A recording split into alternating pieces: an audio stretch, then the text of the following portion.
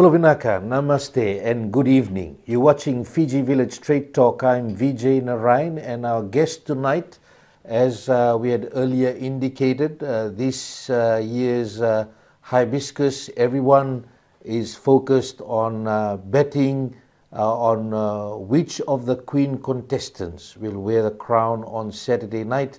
We give you this opportunity to bring them closer to you by having them on the show tonight, and another set of contestants tomorrow night at 7 p.m. as we speak to these young personalities from different parts of Fiji who have put their name in to be part of this amazing pageant. Now, the Queen contestants of Hibiscus Festival 2025, presented by FMF. Tonight we have on the show Miss Merchant Finance, Maria Ali, Miss Yulai Hotel, Shina Lata, Miss Payland Fantasy, Talle May, Miss Emerald Developments, Phoebe Madden, and Miss iTech Pacific, Salanieta Ngalo.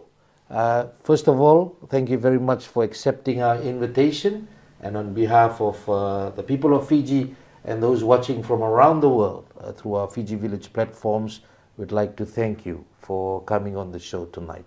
Now, first question, and I'll start off with you, Maria. Why have you joined this year's pageant, and what are your main motivating factors? Before I begin, my name, as mentioned, is Maria Ali. I am 19 years old, and my main motivation for joining the Hibiscus pageant is what I dealt with when I was going through mental health issues, which was depression and anxiety. Hence, I am here to be a voice for those who feel unheard. And you, Shina? Thank you. My name is Shina Lata. I am 22 years of age, proudly sponsored by Yulai Hotel, and I come from the beautiful province of Madawata in Lambasa, sharing maternal links to Wainunumbua. The reason why I chose to be on this platform today is because I'd like to inspire women on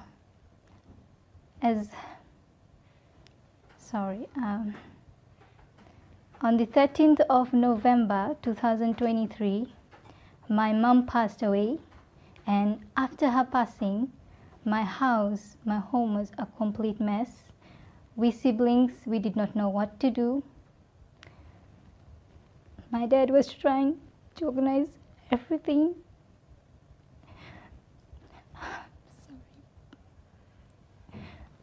Without a mother, life is very difficult, and I'd like to inspire women out there. I'd like people to appreciate women for what they do for us, especially mothers. Whether they're sick or in health, they always try their best. They are the worries behind the scene. They prepare us so that we can face the war, and that's the reason as to why I chose this platform today. Thank you. Thank you, Shina, and very well said. Women are real warriors in this world. Because of women, we are all here, and we like to thank everyone for joining in this great fight for women. Talle. Bulavinaka, as mentioned by Vijay, my name is Talle May. I am 22 years old. I'm originally from the beautiful province of Dakandrove. I share maternal links to Vambea Ono in Kambavu. The reason why I joined this pageant, it was just to step out of my comfort zone. Just a friend and I deciding, okay, let's put in our applications, only to find out she didn't put hers in at all. So that was quite upsetting for me, but I said, okay, here I am. Why don't I try this? Step out of my comfort zone. Let's see who I can inspire. Phoebe? Bulavinaka, my name is Phoebe Madden. I hail from the Garden Island of Fiji, Tabuya. I am 18 years of age, and also the reason I joined was, as Talle mentioned, to step out of my comfort zone, because I'm not one who likes to interact with other people. I just like being on my own and staying like the furthest away from other large crowds. Thank you. Salanieta. The whole reason why I joined this pageant is it was a dream for me to participate ever since growing up. I always watched the Miss Hibiscus from television and also coming to the festival ground. And also it is an open opportunity for me to advocate on the issue that I have personal experience with, which is women's health. Women's health. Yes. And we'll continue on those discussions later on the show. Now, Phoebe, the next round of questions, I'll start off with you. What are some of the fun elements that you have been part of during the pageant already that you believe are absolutely critical to provide a good balance in the pageant? Well, first of all, meeting these beautiful ladies and interacting with other people. It's been something that I've not really quite done most of my life. Meeting other people, and like today we had the opportunity to go and meet the elderlies at the Golden House. That was really inspiring, like that made me want to help the elderlies and yeah, doing things that I've never done before, which is like stepping out of my comfort zone. Maria, what has been some of the fun elements that you've been enjoying as part of the pageant that's absolutely critical? So far, like today we headed off to the old people's home, which was quite wonderful. That's something I love doing, going out to such places, getting to learn new things. But most of all is getting to know the other queen contestants, especially during dinner. When there's dinner, we usually, like yesterday, we had pizza. We sat in our queen's coordinator room and we all had pizza. We were laughing, etc. That was so nice. That was wonderful. And yeah, that has really brought some good memories so far. What about you, Shina? Well, the fun experience for me is meeting new people, getting to meet all those little kids there, all excited for Miss Hibiscus, and also the beautiful queens. And I'm hoping to be friends with them after this festival because it's a one-time life opportunity and it's all about friendship and sisterhood. Salanieta? Yes, the Hibiscus is, like as I mentioned, a dream come true for me, where I get to meet more powerful women, young women that are like-minded, to advocate on issues that we are facing. And I would like to build a connection with them, just in case in the future we might be having a more deep step into what we're advocating on. And also to meet new people and to enjoy, just the whole thing is to enjoy the festival. What about you, Talle? Fun. The food. Sorry.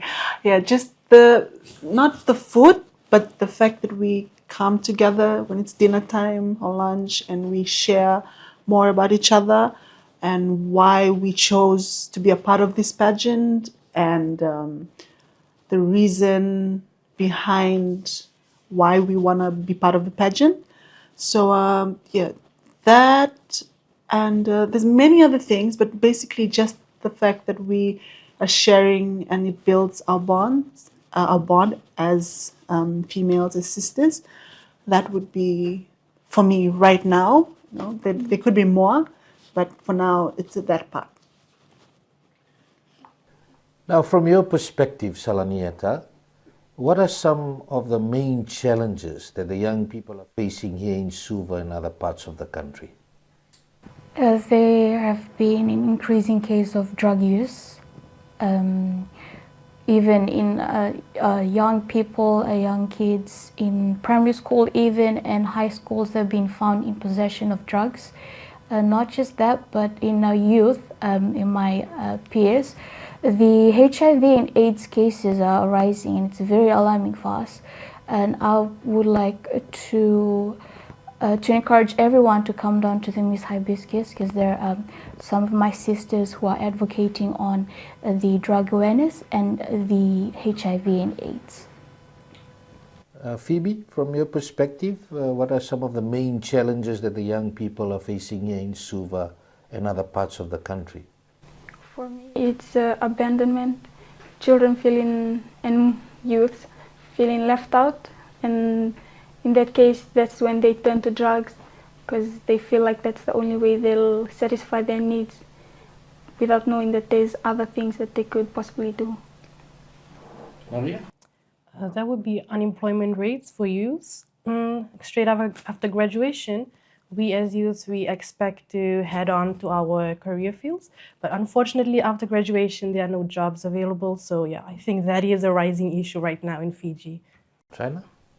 For me, it would be online harassment and bullying. I believe everyone has social media nowadays, and it is sad to see that women are dragging each other down on social media, and that is raising concern, and also drug abuse, as it's affecting our youths who are the future of tomorrow. And that's all. Thank you. Talle? For me, it would be, as Phoebe mentioned, abandonment.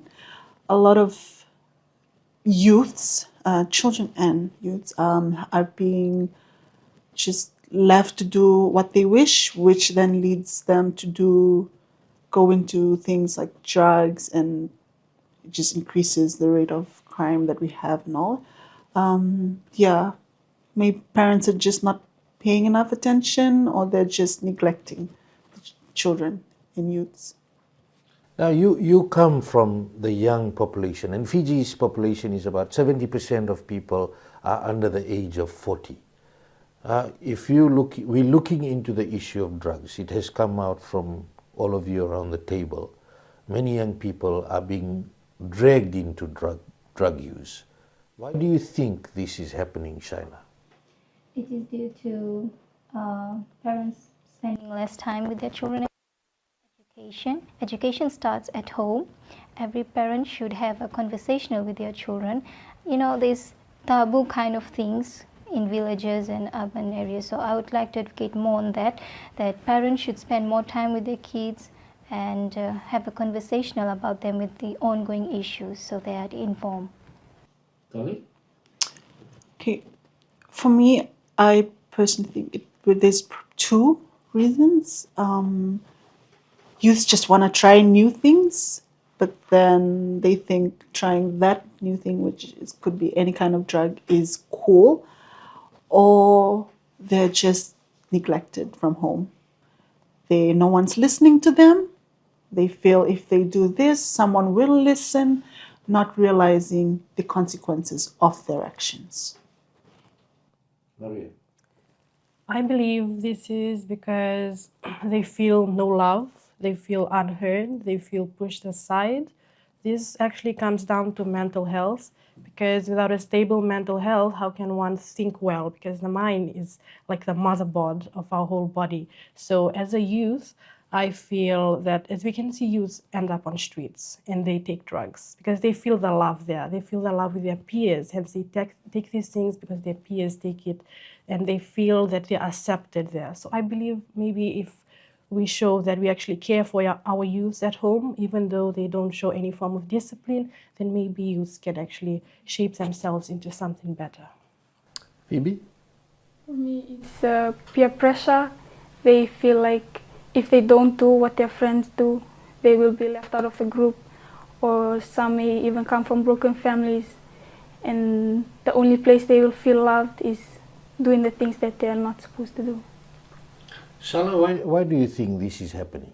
I think it's due to the lack of understanding and also neglection from the parents, because we youth, we tend to look for something to hold on, to grasp on, and when at times that some of our parents or things that we do, people don't understand it, we tend to turn the other way, and maybe that's how some people or a youth like me get that understanding from going to use drugs and all of those kind of things, just to seek that validation and satisfaction.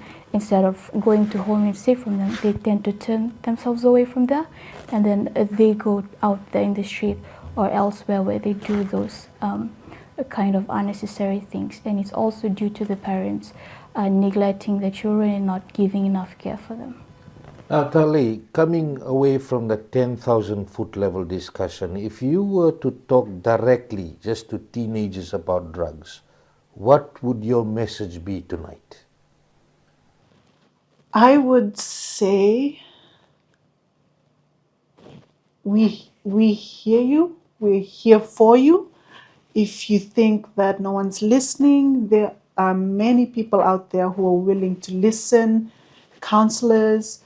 You don't want to go down that road because it doesn't take you anywhere. All it does is just make you feel left out even more. So find someone who listen. If you see someone that, for those of you who see someone that need the help them. Thank you. What about you, Phoebe? What would your message be to the teenagers tonight? It would be to love themselves, because if they feel that they are not loved from home, they could always come to the friends who would be able to help them, and to just never turn to drugs, because that's not the answer. It won't get them anywhere, like Talle mentioned. It'll just drag them down the darker path. Salinieta? I'd like to advise them to do not give up and do not give in, because that is not the solution. Though, like as my dad always says, in every dark and stormy road, there's always sunshine and rainbow at the end. There's help available if you need to seek help. There's helplines, and you can go to people to talk to. And we're also here. We're just like you. We're an ordinary person.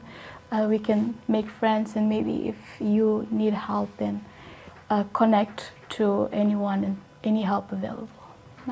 Shina. Firstly, turn your pain into purpose, because drug is not a solution. When you feel you're not heard, there's many councils, there are many, a good example will be Ministry of Women and Children. You can always go down there. They provide free services, they provide free counseling. Also believe in yourself, you're beautiful the way you are, and always have a purpose, and always try to make a positive impact on others and inspire from what you do. Thank you. Maria, you've talked about your personal battle with mental health. If you were to give advice based on your lived experience, what would that be tonight? That would be to try and prove people wrong. If you're in that position right now, you're taking drugs, you can come out of it. Think long and hard about this decision you're making, how it will impact your life, how would you like to live your life. So my advice would be, don't give up and try your hardest to prove people wrong. Even though you don't see light yet, you will if you just try. My question also for this first segment, the last question is, some parents say they feel helpless watching their children slip away. What advice would you give to parents who don't know what to do, Shina? Spend more time with your children, understand, try to get to understand the reasons as to why they are distant, because at this point there is a lot of pressure on youths like us to keep doing better, focus on school studies and find a job, family pressure and everything. So it's just a matter of understanding your child and their needs, attending to their needs. I totally agree with Shina. I think it's on understanding, because if I'd say that from experience, if I don't get to be like if my parents don't understand me, I tend to turn to my peers or to someone around me that I can talk on to understand, or to give me that sense of belonging and satisfaction, I'd say. And to also, it's not the parents' fault. I'd say sometimes it's on the kids, and it takes a village to raise a child. If anyone is watching and if any parents are struggling to take care or handle their kids, say that we can walk in or maybe help the parents out, because some parents are also the first time being parents, and yes, just to sit with their kids and talk it out. Maria? I think a good idea would be, instead of watching their child slip away, they could actually bring their child in after seeing all this, sit them down and actually have a one-to-one conversation with them. And if they don't open up directly, maybe slowly they can open up, because that's what our mom does with us all the time. When she sees us slip away, she gets us to sit down, even though we don't tell her directly, and then slowly then we'll just let her know. And that usually helps me. So yeah, I think it's important to sit children down and just have a one-to-one conversation. Phoebe? Creating stronger bonds with your kids. Like, I have a strong bond with my mom, so if I go through any problem or challenging school or wherever I am in the community, I know that there'll always be a person I could always run to that would always be the shoulder for me to cry on, and she'll always be there to listen and give me encouragement to move on from there. What about you, Talle? To any parent who feel like they,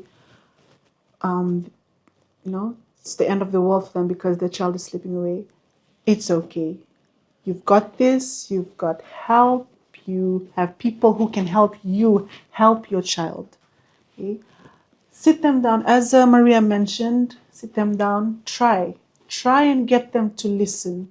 If they don't listen, try harder. If that doesn't work, you keep trying and pray about it. Pray about it. Thank you. You're watching Fiji Village Straight Talk. I'm Vijay Narayan. We'll be back after this break. About 20 years ago, we had a major drug bust, and you would remember, you would have been part of the operations at Laudala Beach. A lot of people in Fiji did not know what was methamphetamine. And what we are picking up on, people are saying it's readily available. Just the issue in relation to General Secretary, was that a tactical move that he ejected himself from Parliament? Personally, it's unfortunate. How are you dealing with those police officers who may be allegedly involved in this? No one is above the law. We assure you that we will be having police officers around. As a result of that bad policy, by the end of this month, we would have lost close to about $70 million in government revenue. Bula Vinaka, I am Vijay Narayan. This is Fiji Village Straight Talk. Fiji Village Straight Talk with Vijay Narayan. Watch it live on the Fiji Village Facebook page and YouTube channel.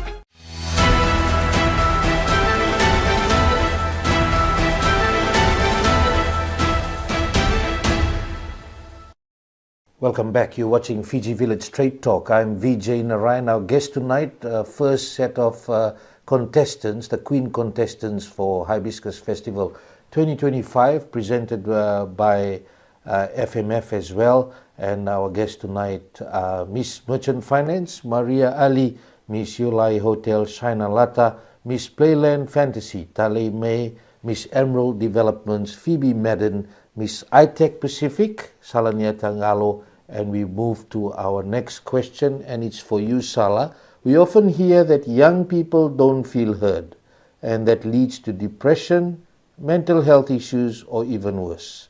What can be done to change this, and do you think enough is being done?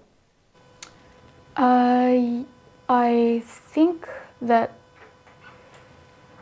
I can't say otherwise, but like there's help there available, and the government are trying, and also parents, even the education system are trying to get the youth or the children to help them out in case of that they're been feeling left out or there's a lack of understanding from them. Maybe if we can have a talk with them, like a serious talk, and break the taboo and everything, that there is help available and that is not the end of the road, and to always seek help if they need it in case of them shutting themselves off, in which it can lead them to more, to do a lot of more unnecessary things. Maria, do you think enough is being done? What can be done to change this? Because it keeps coming up that the young people feel that they're not being heard the way it should be. I do not think enough is being done, because I had been there once where nights I felt like I was alone because I felt unheard. and it led me to depression and anxiety. And yeah, I think not much has been done, because I believe if there's a strong bond between parents and kids, that kids can easily communicate. Kids can easily go to their parents and tell their parents what they actually feel. It's because of the fear kids have. That's why they don't open up easily with parents. So I think awareness on this, and maybe sessions where parents are actually seated and there's someone talking to them in school, especially, because this is the only way you can get parents to actually sit through an awareness. What are the signs? I mean, I'll ask you because you said you felt you were not being heard. What were the signs and how did you get out of it? The signs are you feel left out most of the time. You just start withdrawing yourself, staying in the room, not wanting to communicate, losing your appetite, and actually coming to the extent where you think of suicide. And from there, when I was in that stage, how I got out of it, firstly, it was through spiritually, actually. When I felt alone, I could actually feel God close by. So every time I'd cry, every time I felt like this was it, maybe I should just end it here, there's a voice that usually comes from within. There's peace and there's calm. So I felt that even though no one else was listening, God was there all along, and I knew I had purpose. So if I gave up, who would actually accomplish that purpose for me? Who would do it for my sisters, especially, as I'm the eldest? So yeah, I came out of that to actually be a good role model for my sisters and to be a better person, and that's what has shaped me. There's always a brighter side to things, yes. Looking at the goodness of life that you've been blessed with, of course. Talle, what do you think? Do you think enough is being done regarding young people don't feel they're being heard, and that leads to depression and other mental health issues? Okay, I feel enough is being done, but it's just that I guess the foundation from home, parents are neglecting their children. They're not listening to them because the government is doing enough. That's my belief. I personally believe that is. It's just from home. Families are not doing enough to hear, to listen to the children, the youths, what they have to say. And it all starts from a young age. If there's that foundation, then we won't have to worry about mental health, or depression, because everything has a foundation. And if we listen to children from a young age, that would be, there's a saying that's, instead, prevention is better than, prevention is better than cure. That's what I believe in. Prevention is better than cure. So if you listen from a young age, you prevent mental health, depression, any other thing that leads to that. So I believe there is enough being done. We just need to start from home. We need to listen more. Children and parents need to listen to each other, not just one way, both ways. As a young person, Phoebe, what's your thoughts? Is enough being done? A big issue being raised about people not hearing the younger people, the family unit. What are your thoughts? Not enough is being done, but the youth, they don't know who to turn to. They feel like if they open up, no one is going to hear them, but they should know that there is always support from church communities and at home. And I think parents should be more understandable to their children.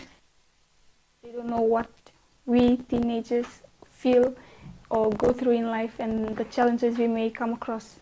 So I think there's, like Talle said, understanding. We need better understanding at home. Shina? As a young person myself, I think there is not enough being done because mental health issue is something that not everyone talks about at home. And also, young people are depressed when they don't get heard, right? And that is what causes depression, anxiety. And in order for them to be heard, as most of you have mentioned, that parents should have a conversation with them. And what this like a stereotype, like what you call this, like parents and elder people often think that young people are inexperienced, therefore they don't like to take our advice. But as you mentioned, we young people would like to contribute and suggest as the world is developing, and it would be great to put our ideas into it. Thank you. Talle, what is your view on the rise of HIV cases? Now, the number of cases that is being recorded globally based on per capita, we are one of the highest in the world. What is your view on this, on the rise in the HIV cases, and what can be done about it from your perspective? Well, I don't really know. Well, I know there is a rise in cases and everything, but I'm not really familiar with the statistics and everything. But my personal view, people need to. I don't know where to go with that, but youths need to be more careful. A lot of youths nowadays are really just everywhere, and they just need to be more careful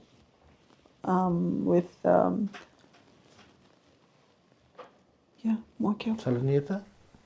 I personally think it's we have to communicate about this. I think there have been awareness being raised, and maybe it's because of stigmatization that the people tend to keep it within themselves. Maybe they know that maybe, or they're just scared of going to get tested and all.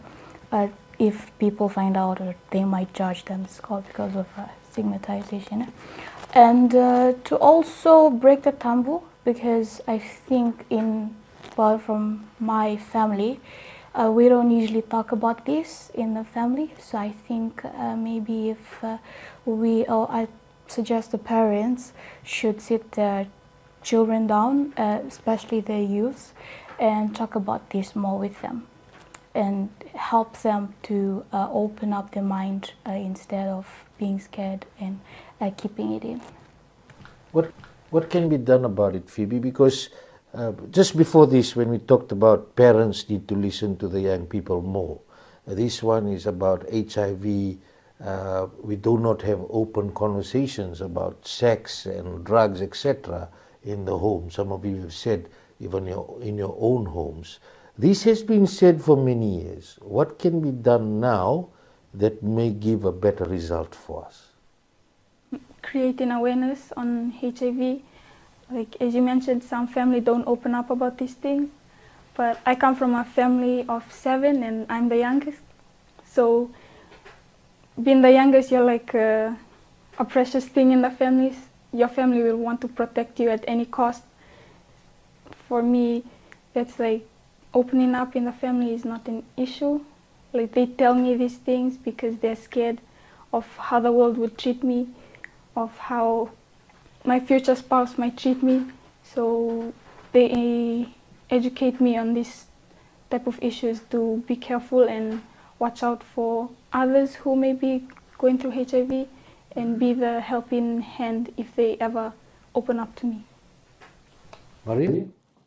I believe HIV has been increasing because of the lack of understanding of how to prevent it. So in order to actually come down to decrease it a bit or actually get rid of it, we cannot get rid of it, but minimize it, is by making awareness that it is important to talk about it. If they can talk about it within their families, that they have places which they can go to, and these places is an open space where they can communicate with counselors, etc., and get get themselves tested so that they can know they're on the safe side. But simply, parents must be made aware that this should become a norm because of the rise in HIV cases. They should talk about this and educate their children how important it is to keep themselves on the safe side, where if they want to engage themselves in sexual intercourse with their partners. Shina? Well, I think increase in HIV is linked to drugs. It is due to Bluetoothing, because our youths are trying a new trend which is called Bluetoothing, and that is also a reason as to why there's increase in HIV and AIDS. And education, it also starts at home, and it also should be advocated in schools at a young age, so that our youths and all the kids out there know about the issues that raise in our community, and they can learn and protect themselves. Thank you. Thank you, Shina. Now, Phoebe, as young women stepping into leadership roles, how can you encourage people to get tested without fear of judgment? Well, we all know that most HIV positives won't actually admit that they have HIV because they'll feel embarrassed, or the shame that will be on them will also be on the family. So I would be a help in need for my friends or youths who have HIV. I'll be a friend that gives comfort and encouragement to make them feel like they can trust me, and that there's always a way to cure HIV and help them get back on the straight path and become something successful in life. Talle? I would make, if there's anyone, like if I have a close friend or anyone who is, who feels they could be HIV positive or anything, I would encourage them to come up to me and say, oh, I need help with this, but I don't know who else to go to, because, but then I trust you can, you can help me. Anyone in particular, even if it's a total stranger, just walk up and say, I need your help. And I could, and I wouldn't judge, Just walk, get up and just ask for help. I would say first create a safe place for these HIV positive people, because often when people speak on these, there's a lot of embarrassment and judgment from the people. So, and also to create campaigns around the world, around communities where they can get these tests done for free and in private. Maria? I would advertise on this, and when they actually come in for the free HIV test, I'd get myself tested first, that they can see that I'm into this too. I'd get myself tested, and that can actually boost people to actually come in and get themselves tested just to know where they stand. Talanieta? I think that our life is worth more than people's opinion, and I would like to advise, if there's one who's need to go get tested, there's always a private places that you can go to, the RFHAF, if I'm correct, that is based in Raiwanka. They do free tests for HIV and AIDS, and also if these organizations or these they bring the test and HIV AIDS into the community, especially the rural communities, to say that it's to encourage them that it is important to get tested, because if there is one rotten potato in the sack, then the whole potato can get rotten too. So with that said, that to sit down and have a talk with people, that it is normal and our life is more precious than people's opinion judgments. And when you do get HIV now, the antiretroviral medication, etc., available to ensure that you continue to have a good quality of life for those. We know that the Ministry of Health is working very hard in this area. Now, Maria, beyond HIV, what's one health or social issue that you think isn't getting the attention it deserves? That would be mental health. This is because, as mentioned, statistics on drug use has been increasing. Why is it? It's because of a not so stable mental health. We know our brain does everything. It starts from thinking, doing things right, and everything else, it starts from the brain. So if we aren't in a right position, if our brain is not functioning well, and if we're emotionally not stable, then how can we actually do good things? So mental health awareness has not been given enough attention, unlike other issues, and I believe the government can work closely on this, because without addressing mental health awareness, youths will continue using drugs, and statistics on drug use will keep increasing over time. So it's a ticking time bomb, and action is needed now. What if we lose another year of not doing as much or whatever we're doing right now? And I think maybe the numbers we have right now, it might just double. We never know, because youth are a vital part in society, and without them, we don't know how Fiji is going to run through in the future. Phoebe? What's one, beyond HIV, what's one health or social issue that you personally think isn't getting the attention it deserves? For me, it's, as what Maria said, mental health. Kids and youth nowadays, because they don't feel the love and care from home, they tend to do mischief things that will make them have that thought or feeling inside of them, and that messes with their mental stability to focus in school, and that may even bring them to feel like they don't even fit in the world now or in Fiji, so they tend to do other things. And I feel like schools and homes should provide that peace and care or love for the youth nowadays. Salanieta? I think would be women's health, since it's an issue that I'm advocating on. Women's health, specifically on the reproductive health system, because we women are a pillar of the home. We're a helper to the giver of life. So to take care of one is taking care of a generation, I would say.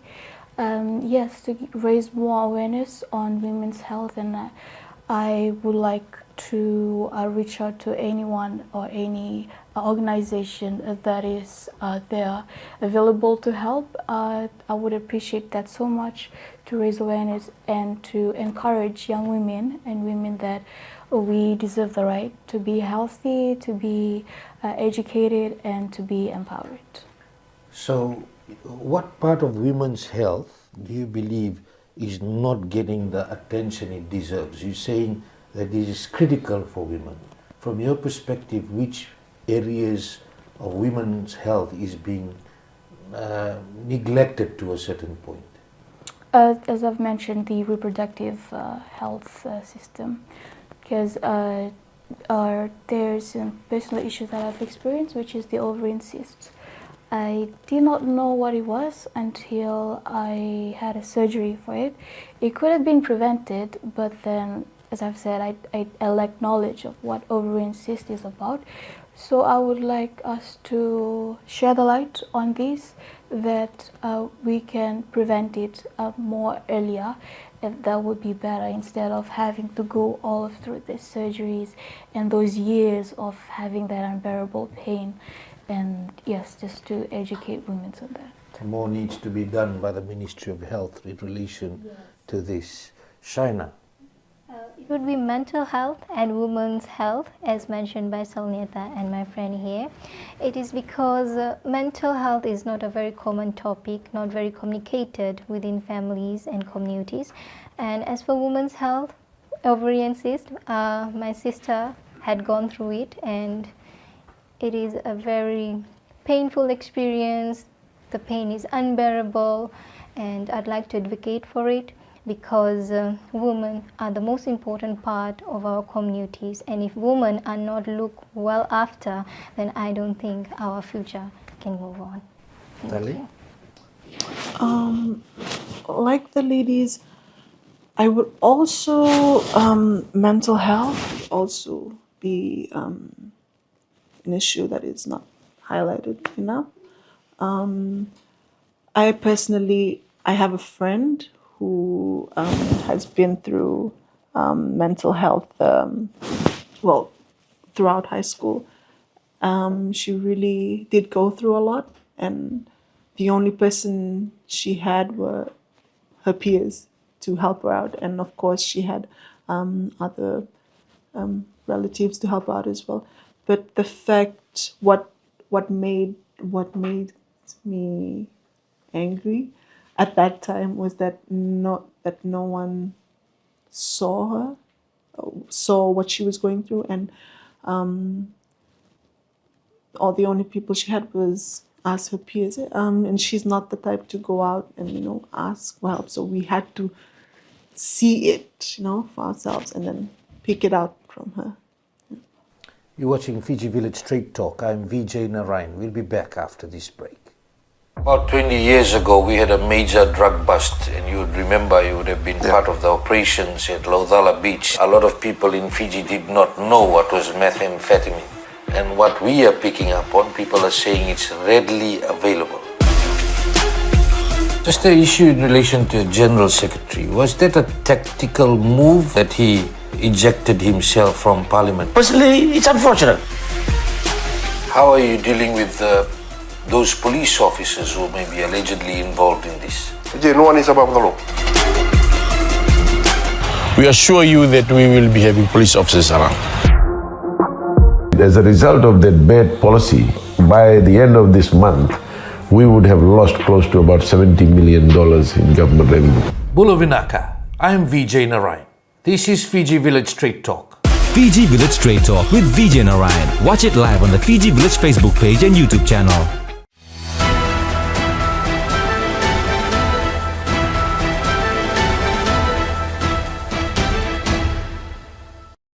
You're watching Fiji Village Straight Talk. I'm Vijay Narayan. Our first night of having the Queen Contestants for 2025 Miss Hibiscus, and it's a pleasure to be talking to these young individuals about what they see as the most important issues in our country and what more needs to be done. We move on to our first question in our last segment. Fiji has always talked about the need for better leaders. Do you think young people can set a new example, Phoebe? Yes, I believe young people can set a new example because, like for me, I am an example to my younger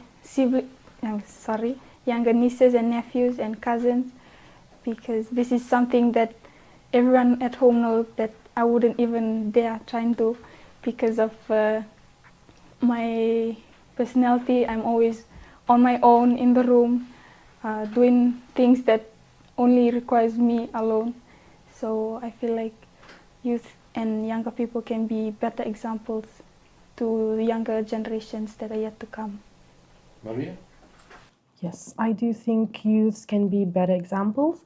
This is through helping one another, showing good examples to the younger generations, because this will continue on once the youths head on to becoming leaders or coming to their middle ages. These younger generations will grow up to become youths. So if youth set an example now and stand their ground, Fiji can actually head towards a good direction. Yes, we can. They can. We can. We youths, when we help each other out, when a lot of young people I know of that are younger than me, an example would be one of last year's contestants, Martina. She was my junior in high school, but the way she put herself on stage was really inspiring. The message that she gave out, who knows the amount of young ladies that she's inspired, and that would be a good example for that young youth can become better leaders. Shina? Absolutely. If young people are provided with all the resources and platform, they would definitely become great leaders, because I believe practice makes perfect. Thank you. I think Fiji is in a better hand because in my generation now we're more exposed to a lot of things, and there's advancement in learning, education, also technology. I was watching the Parliament TV last week with the youth parliament. There was a debate going on, and I was listening. And I think with that exposure, Fiji is in a better hand. Talle, who is a leader you admire and why? Leader I admire. A leader I admire would be my mother. My mother is the backbone of our family. So most of my childhood, I have both parents, but most of my childhood it's been my mom. She's always been there, and because my dad travels a lot. Sorry. My dad is a marine engineer, so it requires him to travel. He's been traveling ever since the day I was born. Okay. So my mother is someone I look up to because of the experiences that she's been through, and to still continue to teach us and nurture us and continually, tell us we need to do better, despite the disobedience that we give her and the not, just not. Sometimes we just don't listen to her. I mean, I'm the eldest, but my brothers and I sometimes give her a big headache. And I know a few of the things that we've been through. I mean, from my childhood with her growing up, it's not easy. But then she's been through her own experiences as through her childhood, and to be the woman she is, to mold me into the woman I am and I am becoming. I really look up to her, the patience she has. Thank you, Mom. Maria? That would be the Honorable Linda Tabuya. She's been through so much, but I admire how she still carries herself to advocate for women empowerment and still pull through to make Fiji a better place for our citizens. Shina? It will be Cikoleveni. She was the first female Speaker of Parliament. She has advocated on education, children welfare, and inspired hundreds of women in government and politics. So yeah. Phoebe? It would be my sister, Roselle.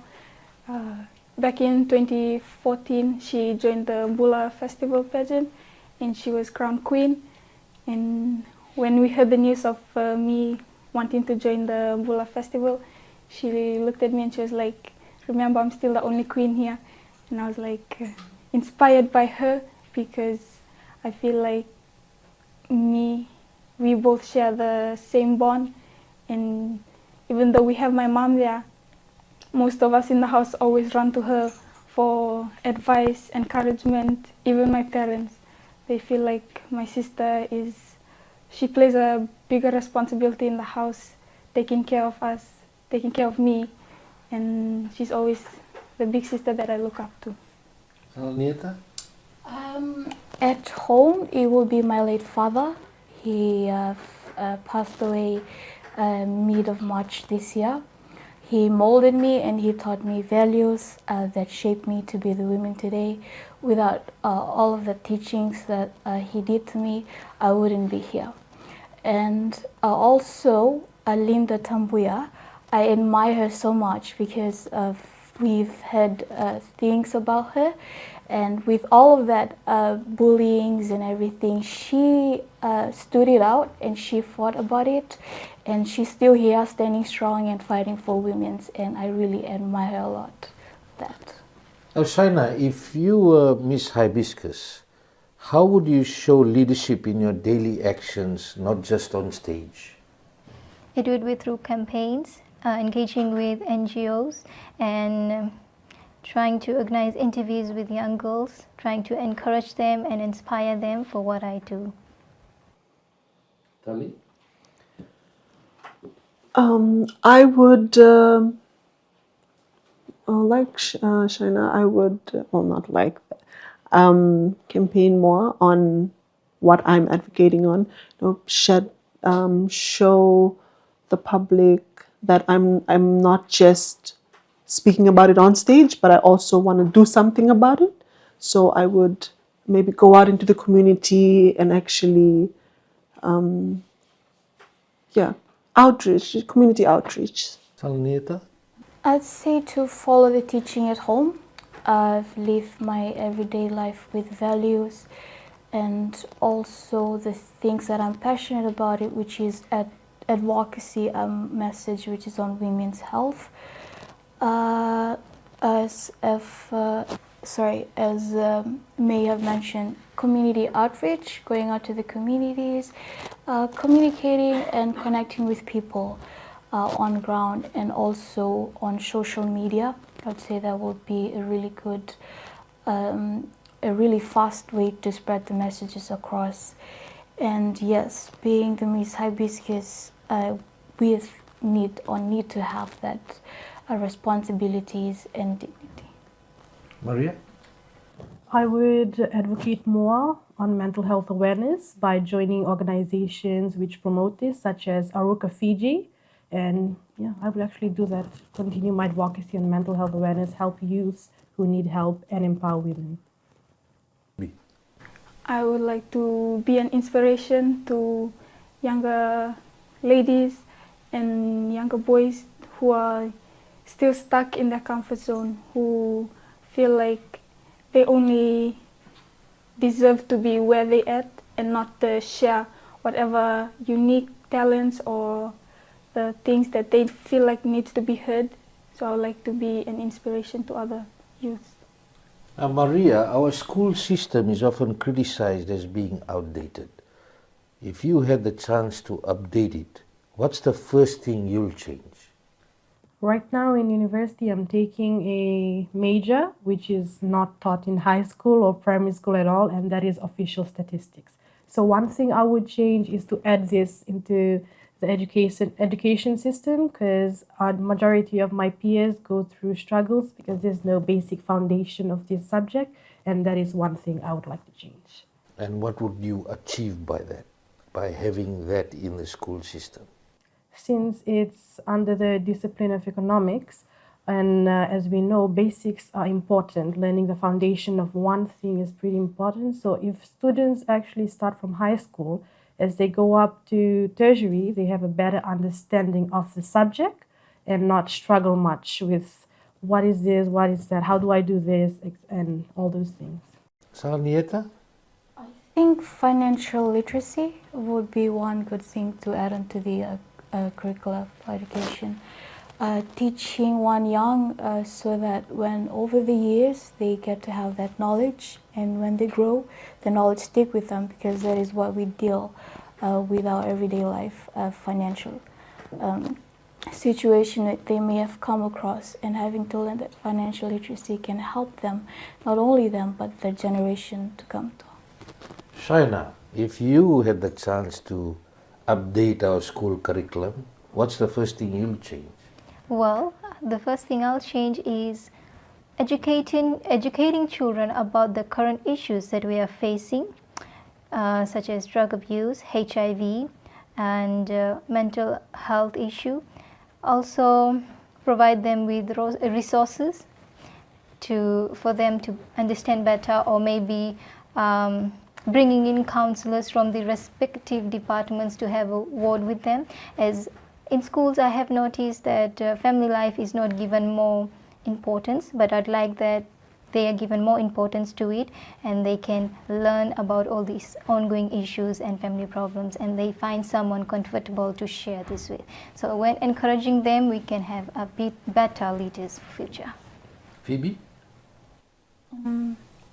For me, I would not want to change anything. Unlike my other fellow contestants, they're all in university and I'm still in high school, but I feel like we've been learning a lot, and it's the students who need to feel the need of coming to school and getting educated so that they're able to become someone in life and help support their parents that put them in the position to school. Talle? In high school, okay, I'm in university now, and I love the way university works, where we go to lectures, finish lectures, you go to tutorials, and you get your work done, get it done, submit it. That's good. In high school, there's so much, children are so dependent on teachers, and that's okay. But they need to have more activities where children become students become more independent, because a lot of students really do suffer in their first year in university. And I have a few friends who have finished Form 7 and then they've had to do foundation again. So maybe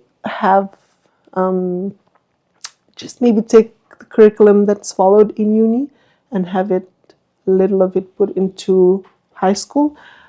Some high schools are doing it. I know my previous high school, I went to St. Joseph, so they are currently doing it like e-learning. So maybe just have children actually want the need to come to school and learn. Now, how do we make sure, Maria, that young people leave school not just with certificates, they have real life skills and values? That's been said, that's been missing. We've been missing that out based on the curriculum that we have. Through, for example, like if students are academically well-versed, then we can have them do academics, theories, and all that, while students who are not academically well-versed with theories, they can do practical education. In this manner, when students leave high school, they're actually passionate about what they're doing, and they don't just leave with certificates, but they actually leave with skills and what all they've learned. How do we make sure young people leave school not just with certificates, but with real life skills and values? Again, I would say it will be counseling. Young children, connecting with people. Every age group has a different way of connecting, and for children, they don't really focus on anything for too long. So we have to get creative and communicate in a way that they understand. So come down to their level. Talle, how do we make sure young people leave school not just with certificates, but with real life skills and values? I think what Maria mentioned is a good idea. Have classes where students who are more passionate about learning more practical things, have them do those classes, and then have students who are more have those classes done around the same subject or course. And that way, when they graduate, students all equally have the same understanding of the particular course or subject, and they can go out and practice whatever they've learned, skills, whether it's practical or theory. Phoebe? So in school, my teachers will always tell me or tell our class that the certificate is just a piece of paper to show that you've graduated high school or university, but putting what you've learned into action is what will determine how much you deserve that certificate that you have earned through schooling and graduating. So I feel like graduates should put their knowledge and what they've studied in school into action to really show that that piece of paper that they've got is deservable for them. Salanieta. We are all unique in our own ways, and there are some of us who are academically well and some of us who are more physical, and it just takes that we need to see which one is which, and maybe if we can focus or help them focus in their different areas, and to also do more workshops in school and open up more vocational schools. And as I've mentioned earlier, about financial literacy, because that will help one student go a long way. And people like my fellow youth, after high school, it's not guaranteed that we will find a job straight after high school, after uni. So I think with that knowledge of financial literacy, one can start up their own business and or use their passion to generate income for them. With all of that finances knowledge, these issues or major issues can also be resolved. Now, Shina, in one sentence, what is your purpose as a young Fijian? Change. Yours, Talle? In one sentence. In one sentence, my purpose as a young Fijian is to inspire. Salanieta? I'd say is to serve my vanua. Phoebe? To be an example to my fellow youth. Maria? To advocate on mental health awareness and women empowerment. That's the first set of Queen Contestants of Hibiscus Festival 2025 presented by FMF. Miss Merchant Finance, Maria Ali, Miss Yulai Hotel, Shina Lata, Miss Playland Fantasy, Talle May, Miss Emerald Developments, Phoebe Madden, and Miss iTech Pacific, Salanieta Ngalo. Thank you very much on behalf of our listeners and viewers on this show and also on the podcast for appearing on this show. And tomorrow night we'll have another set of 5 contestants who are vying for the Miss Hibiscus 2025 crown. The crowning will be on Saturday night. Stay with us and we'll see you again tomorrow night.